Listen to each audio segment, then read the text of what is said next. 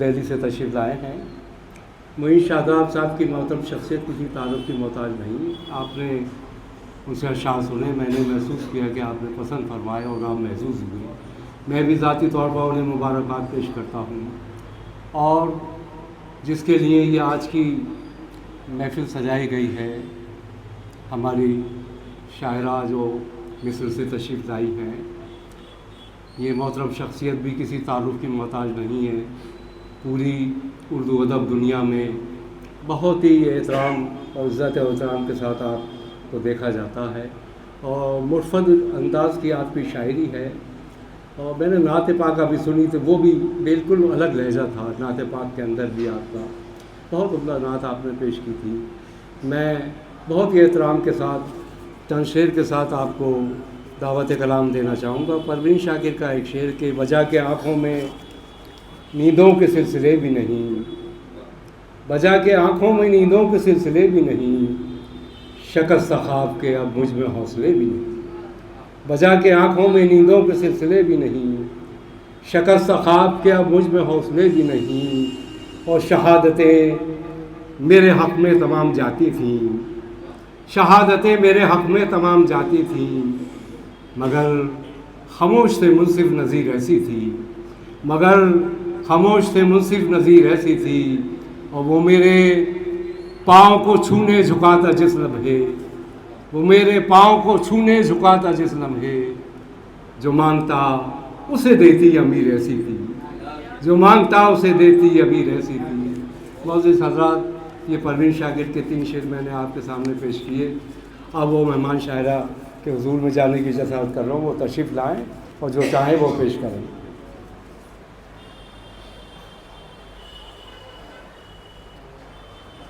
جی السلام علیکم۔ ٹھیک ہے، یہ لگاؤں؟ ہاں لگا لیجیے، لگا لیجیے۔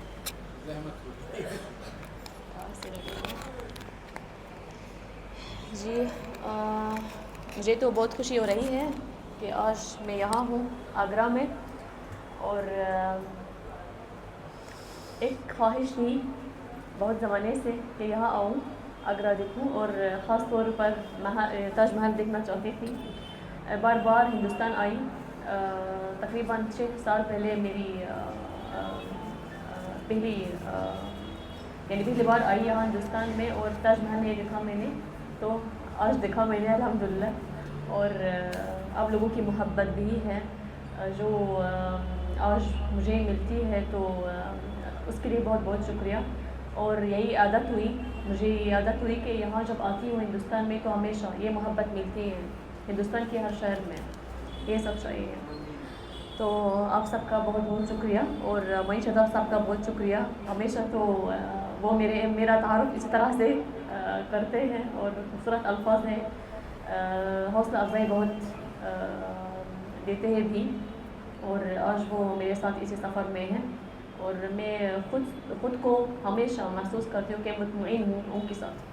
تو میں ہر کسی کے ساتھ سفر نہیں کرتی ہوں، لیکن کیونکہ وہ بہت اچھے ہیں، اور تعریف نہیں کروں گی زیادہ، بس یہ سچائی ہے۔ ہاں، ایک نعت سے آغاز کرتی ہوں، پھر اس کے بعد کچھ متفرق اشعار پڑھتی ہوں، اور آخر میں غزل پیش کرتی ہوں۔ مجھے بس یہاں ایک بات بہت اچھی لگتی ہے کہ مجھے سکون ملا بہت زیادہ، اور یہاں بچوں کو دیکھ کر مجھے یعنی اس طرح سے سوچتی ہوں کہ یہ مستقبل میں کیسے ہوں گی۔ ابھی تو میں سوچ رہی تھی اسی طرح سے، اسی ماحول میں ان کی پرورش ہو رہی ہے، تو مستقبل میں کیسے ہوں گی یہ بچے، تو یہ میرے ذہن میں ہو رہا تھا۔ اللہ سب کو حفاظت کرے۔ ایک نعت پیش کرتی ہوں۔ آ گئی جب ہوا مدینے سے، آ گئی جب ہوا مدینے سے، خوشبو آنے لگی پسینے سے، آ گئی جب ہوا مدینے سے، خوشبو آنے لگی مدینے سے، سبز گنبد سے جو نکلتی ہے، سبز گنبد سے جو نکلتی ہے، تم لگا لو یہ خوشبو سینے سے، ہے معطر فضائے دنیا کی، ہے معطر فضائے دنیا کی میرے آقا کی کے ہی پسینے سے، میرے آقا کے ہی پسینے سے۔ اور حشر میں پار ہوں گے سب مومن، حشر میں پار ہوں گے سب مومن میری آقا کے ہی سفینے سے۔ اور آخری شعر یہ کہ جس میں خیر الورا کا ذکر نہ ہو، جس میں خیر الورا کا ذکر نہ ہو، بعض ہم آئے ایسے جینے سے۔ کیا کہنے، واہ واہ واہ۔ بس میں معذرت چاہتی ہوں کیونکہ کل سے نہیں سوئی میں، شاید یہ تو میرے چہرے پہ نظر ہے، اور صبح سے تو جاگ رہے ہیں، تو متفرق اشعار سناتی ہوں، پھر اس کے بعد ایک غزل آخر میں۔ پہلے ہوتا تھا اب نہیں ہوتا، پہلے ہوتا تھا اب نہیں ہوتا، مدعا زیر لب نہیں ہوتا۔ پہلے ہوتا تھا اب نہیں ہوتا، مدعا زیر لب نہیں ہوتا۔ کیا کہنے، ساری فرعون رب بنے ہوئے، ساری فرعون رب بنے ہوتے، کیا کہنے، آسماں پر جو رب نہیں ہوتا۔ کیا کہنے۔ اور ہند والوں سے دور رہتی میں، ہند والوں سے دور رہتی میں، گر یہ اردو ادب نہیں ہوتا۔ بہت شکریہ۔ واہ واہ واہ، پھر پیش کیجیے، پھر پیش ہند کیجیے۔ والوں سے دور رہتی میں، واہ واہ۔ گر یہ اردو ادب نہیں ہوتا۔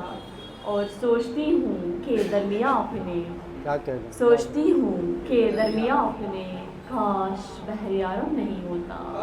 کیا کہنے، تو میں یہاں رہتی۔ واہ واہ۔ ایک مطلع ایک شعر ہے، اس میں کچھ بھی نہیں ہے خالی ہے، اس میں کچھ بھی نہیں ہے خالی ہے، چاند بھی مفلسوں کی تھالی ہے۔ اس میں کچھ بھی نہیں ہے خالی ہے، چاند بھی مفلسوں کی تھالی ہے۔ اور سچ میں مکار ہے بہت دنیا، سچ میں مکار ہے بہت دنیا، دیکھنے میں ہی بھولی بھالی ہے۔ کیا کہنے، واہ واہ واہ واہ، واہ واہ واہ، بہت شکریہ، واہ واہ واہ۔ بہت شکریہ۔ ایک غزل سے چند اشعار۔ یہی صدا مجھے اکثر سنائی دیتی ہے، یہی صدا مجھے اکثر سنائی دیتی ہے، سکون کس کو بتوں کی خدائی دیتی ہے۔ اور وہ آدمی جو ہمیشہ میرے خلاف رہا، وہ آدمی جو ہمیشہ میرے خلاف رہا، اسی کی مجھ پہ حکومت دکھائی دیتی ہے۔ اور محبتیں ہی سکھاتی ہیں ہر سبق، لیکن محبتیں ہی سکھاتی ہیں ہر سبق، لیکن بہت سے درس ہمیں بے وفائی دیتی ہے۔ ایک غزل سناتی ہوں، اب ایک اجازت لیتی ہوں۔ جی جی۔ حالات حاضرہ پر جو امت مسلمہ پر جو ظلم و ستم ہو رہا ہے پوری دنیا میں، تو میں نے ایک غزل کہی کی، تازہ غزل ہے۔ بگڑے بگڑے سے ہیں حالات، غزل کیسے لکھوں، بگڑے بگڑے سے ہیں حالات، غزل کیسے لکھوں، ہر طرف خون کی ہے برسات، غزل کیسے لکھوں، دور تک راکھ ہیں شعلے ہیں سلگتے ہوئے گھر، دور تک راکھ ہیں شعلے ہیں سلگتے ہوئے گھر، جب نہ خوابوں میں ہوں جذبات، غزل کیسے لکھوں، چیخ اٹھتا ہے قلم دیکھ کے بچوں بے ستم، چیخ اٹھتا ہے قلم دیکھ کے بچوں پہ ستم، کانپنے لگتے ہیں یہ ہاتھ، غزل کیسے لکھوں، سرخیاں خون میں ہیں ڈوبی ہوئی اخباروں کی، سرخیاں خون میں ہیں ڈوبی ہوئی اخباروں کی، گھر کے چوکھٹ پہ ہیں صدمات، غزل کیسے لکھوں، سانس لینے نہیں دیتی مجھے بارود کی بو، سانس لینے نہیں دیتی مجھے بارود کی بو، ذہن پر چھائی ہیں اموات، غزل کیسے لکھوں، اور روشنی جلتے مکانوں سے ملی ہے اس کو، روشنی جلتے مکانوں سے ملی ہے اس کو، ہے بہت سہمی ہوئی رات غزل کیسے لکھوں. آخری شعر. فکر کو رونتی رہتی ہے دھماکوں کی صدا، فکر کو رونتی رہتی ہے دھماکوں کی صدا، منتشر جب ہوں خیالات غزل کیسے لکھوں. کیا بہت شکریہ. بہت اچھا.